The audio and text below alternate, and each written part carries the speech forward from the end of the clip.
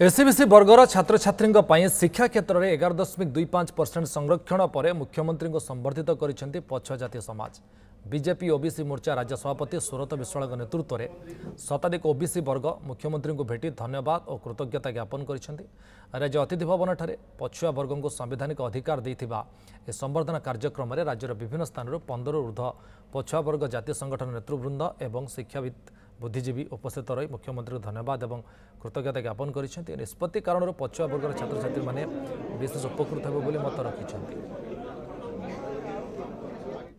जो ऐतिहासिक निष्पत्ति होती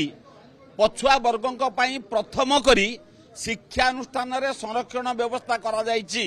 सेतिपई माननीय मुख्यमंत्री को आंतरिक कृतज्ञता जनइले संबर्धित कले एवं तांको जाति समाज विषय रे पदे पदे कथा भी रखिले एवं माननीय मुख्यमंत्री भरोसा देले पछुआ वर्गों नुह हवा आरंभ है आग को अनेक निष्पत्ति होगा बाकी अच्छी आपण मैंने अपेक्षा करूँ 54 भाग पछुआ वर्गों ये सरकार प्रतिश्रुतिबद्ध आमर 11.25% जो रिजर्वेशन है पाठ पढ़िया ये आम जदियो मन दुख तथापि नाई मामूठ कणाऊ भल से जहाँ देते आम कहूँ आप ठीक कर 27% करूँ या आम दाबी।